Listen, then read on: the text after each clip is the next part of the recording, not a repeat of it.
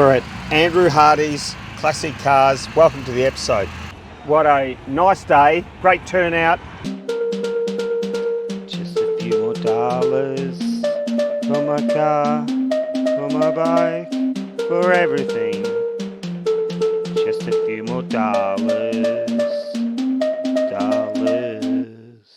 This is a 356. Now this is roughly about a 1960 model, and it's buffed up, and he spent a lot of money. Whoops, spent a lot of money on it. There it is there. What happened is we've got the little Corsa B in here, but we were only supposed to drive to the event, and they thought we were supposed to be in it, so we just drove in here. It's the same price, £2 for here, £2 for the car park. It's the same thing. We're in the show. It's not we didn't even wash it. This is the Ferrari that we've seen this morning at Coxhoe, and it looks like this is a East-West V8 with 4 carburetors.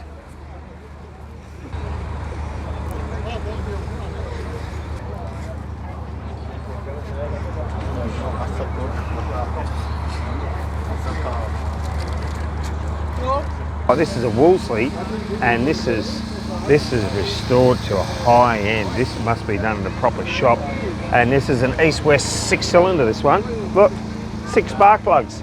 So it's a 6-cylinder. Everything's brand new. Look at that. This is how I'm going to have the Beetle. As good as this one, hey? Actually better. So it's made by Leyland. Wolseley. Wolseley was a company that used the BMC parts.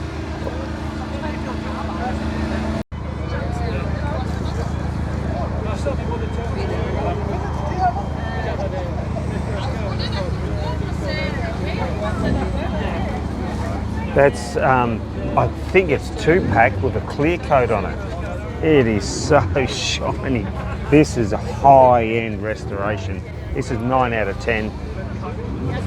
This is a good 9 out of 10, this one. Incredible cars. Look at this, all the work.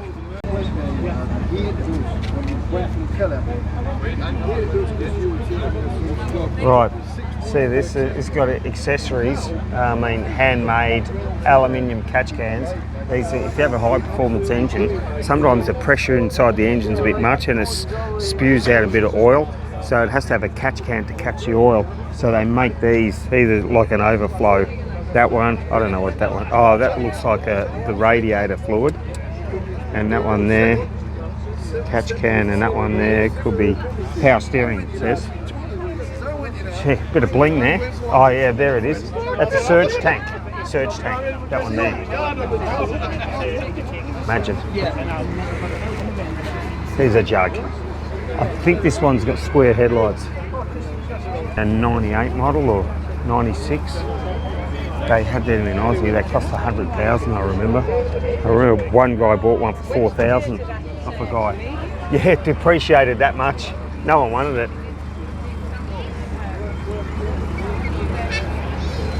Australian car. This is a Monaro. They call it a Vauxhall Monaro. It's usually here, built by Holden in Australia. For around 800. 800 were imported here, 350 horsepower, LS1 power.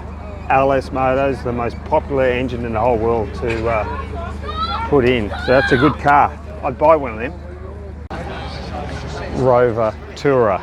You know how I know? Because I read it. On the market for 37,000. This is what we call a brass car. Don't have to explain it, but have a look at it.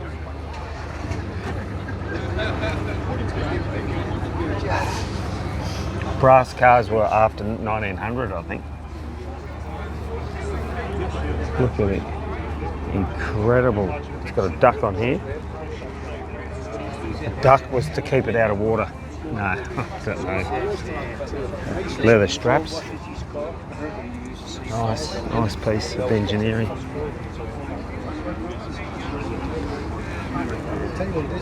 To get in this, it doesn't have side doors, so I think you open it from the front. I got the keys here actually.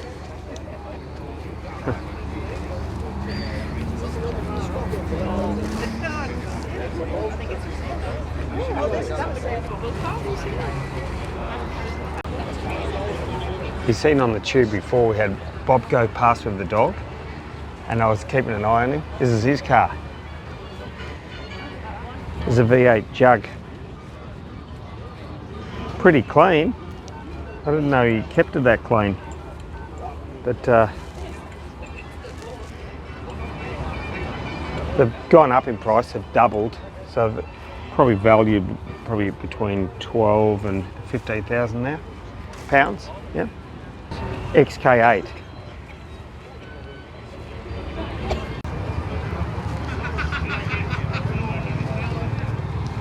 So I think it's a 350 cubic inch small block with a few Moroso and Elderbrock parts. But it's a clean engine bay, that one. Credit to him. V8 muscle. This is my guess. It's a steam engine motorbike, but it's handmade. It's a Lister engine, but now they put wheels in to make it into a motorbike. You couldn't ride it because where would your leg go? On the exhaust? My first bike was this one, the model before with the round tank. When I was 17, I had one of these. Pretty much the same colour. Then my father bought a brand new one, the 400N, which is this one, N, see? Over here they call it Super Dream. Very reliable. Not much power, but reliable. Honda. I had to wash my father's bike every week. Every week. He rode the bikes to work for like 15 years, 20 years. He just used it as a commuter and never rode them on the weekend ever.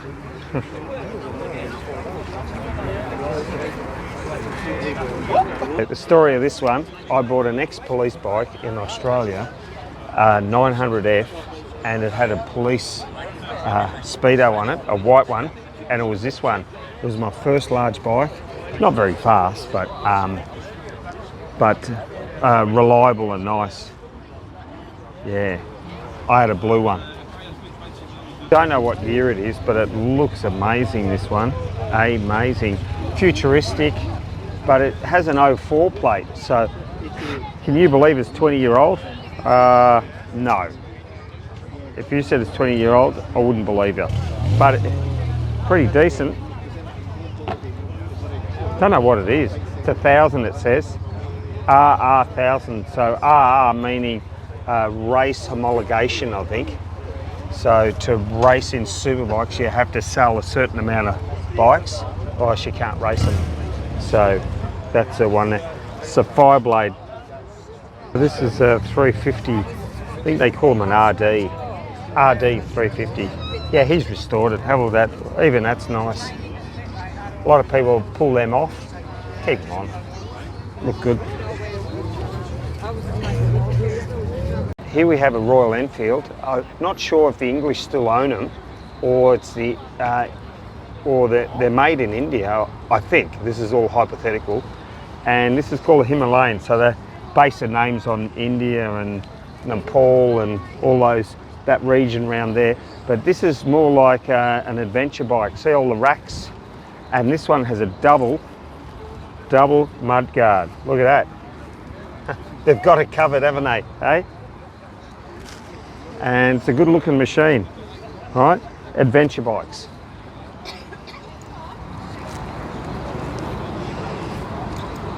But this is Golf Mark 1 with a smoothed off engine bay. Look how smooth it is. I'm not sure. I'm not sure if it's got electronic fuel injection, so that's enhanced works.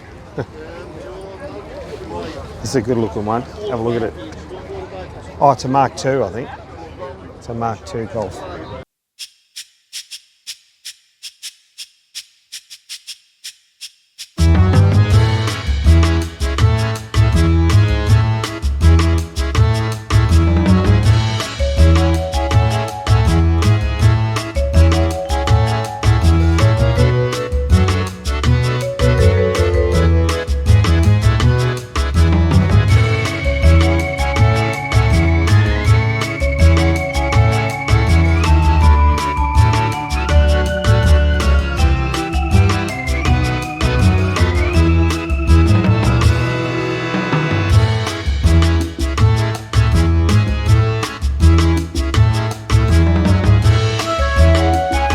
356, probably about a 1960 modified, but painted right up. Looks like ruse. 1600 normal.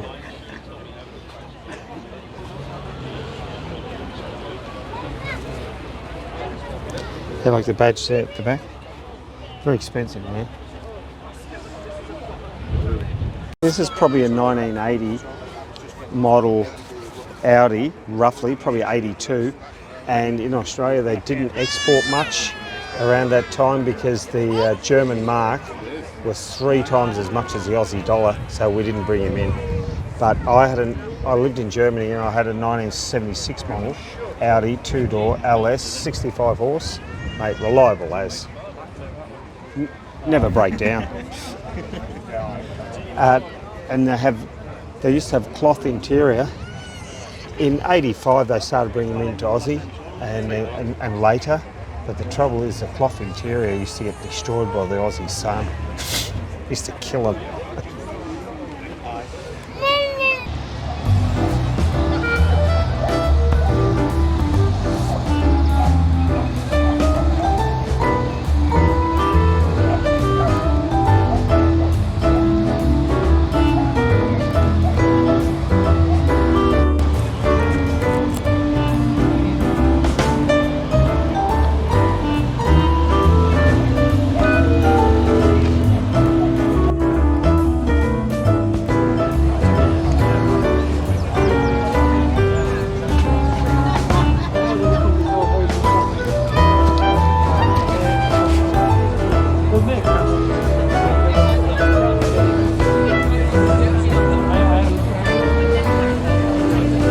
It's a Fairlane 500. I think it's about a 1957 because of the fins, and that roof will go into the boot.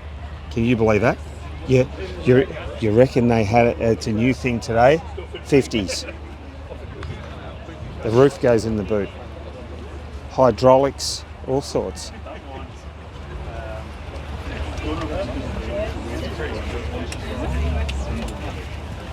I think we need a demonstration. Yeah, that would go right into there. That roof would go into the boot. Into the boot. So hard top, open top, and no soft top. I think that's, unless the soft top's in there. Or that's where his picnic goes. It's a boat thing. So we've got a professional videographer here. And he's right into it. Look at him, he's concentrating. He's going to swing it around on us in a minute. I think they call it a sort of like a gimbal. So this is the Mary Margaret, and this come in.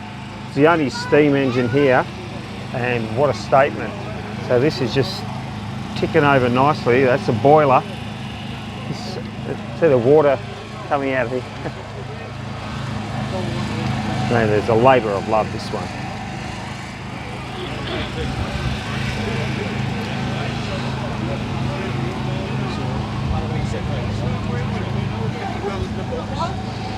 From just down the road from us, it says Bishop Middleham. Durham.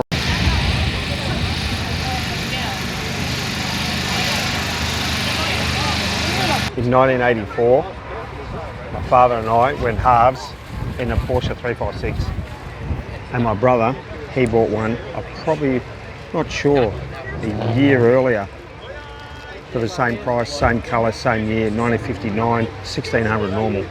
Now these are 100,000 now. Good car, but I still only got 2 seats, so I'd prefer 2+4. Like a 2-door, 4 seats. This is a purely sports car. Okay. I think it's a 356C model. C or a B. I don't know. Thanks for watching, guys. And my pick of the show is this car here. It's not because it's expensive. I think it's a drop head coupe XK150 from the 50s. A lot of money's worth. Glorious car. Excuse me, is this a drop head? They call it a drop head? No, it's fixed head. A fixed head. They call it, yep, XK150. Yeah, amazing. That's what I do. I just look at the colours. You don't have to let my